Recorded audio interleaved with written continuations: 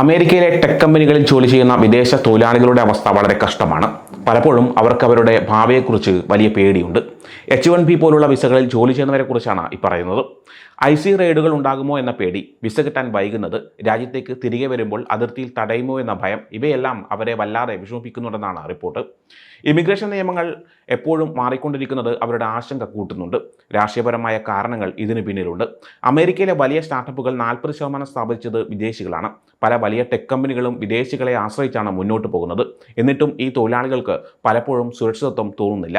വിദേശയാത്ര കഴിഞ്ഞു വരുമ്പോൾ തടയുമോ എന്ന പേടി കാരണം അവരുടെ ജീവിതം ദുസ്സഹമാവുകയാണ്.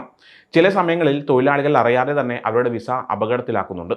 H1B വിസയിൽ ജോലി ചെയ്യുന്നവർക്ക് മറ്റൊരു ജോലി ചെയ്യാൻ അനുവാദമില്ല.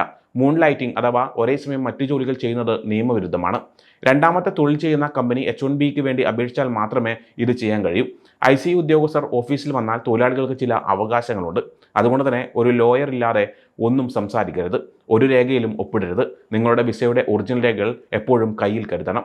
തൊഴിലാളികളെ സഹായിക്കാൻ തൊഴിൽ റൂമുകൾക്ക് ഒരുപാട് കാര്യങ്ങൾ ചെയ്യാനാകും. എല്ലാ നിയമങ്ങളും കൃത്യമായി പാലിക്കുക എന്നതാണ് ഏറ്റവും പ്രധാനം.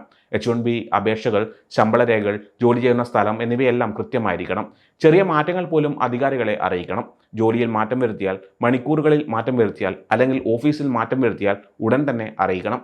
ഇങ്ങനെ ചെയ്യാതിരുന്നാൽ വിസ റദ്ദാക്കാൻ സാധ്യതയുണ്ട്. നിയമങ്ങൾ പാലിക്കുന്നതിനോടൊപ്പം തൊഴിലാളികളുടെ സന്തോഷവും പ്രധാനമാണ്. കമ്പനികൾക്ക് സൗജന്യമായ നിയമസഹായം നൽകാം. HR ജീവനക്കാർക്ക് ഇമിഗ്രേഷൻ നിയമങ്ങളെക്കുറിച്ച് ക്ലാസുകൾ നൽകാം.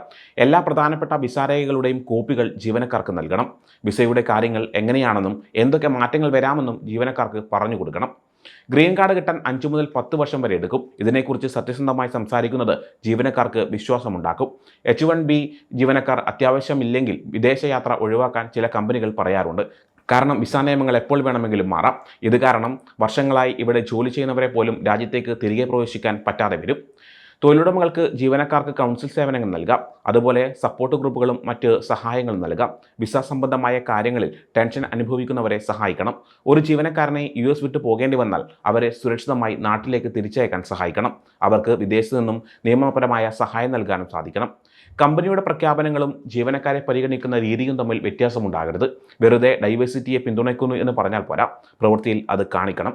ജീവനക്കാർ അവരുടെ അനുഭവങ്ങൾ പരസ്പരം പറയും. മോശം അനുഭവങ്ങൾ പെട്ടെന്ന് വൈറലാകും. അതുകൊണ്ട് നല്ല രീതിയിൽ കാര്യങ്ങൾ പറയുകയും ചെയ്യുകയും വേണം. ഈ കാര്യങ്ങൾ ശ്രദ്ധിച്ചാൽ അമേരിക്കയിലെ ടെക് കമ്പനികളിൽ ജോലി ചെയ്യുന്ന വിദേശ തൊഴിലാളികളുടെ ബുദ്ധിമുട്ടുകൾ ഒരു പരിധിവരെ കുറയ്ക്കാൻ സാധിക്കും. സമയം മലയാളം വാർത്തകൾ ഇനി ടൈംസ് ഓഫ് ഇന്ത്യ സൂപ്പർ ആപ്പിലും. ഇതിനായി പ്ലേ സ്റ്റോറിൽ നിന്നോ ആപ്പ് സ്റ്റോറിൽ നിന്നോ times of India app install ചെയ്യൂ. മലയാളം ഭാഷ തിരഞ്ഞെടുക്കൂ. വാർത്തകൾ ആസ്വദിക്കാം. എല്ലാം ഇനി സമയത്തിൽ.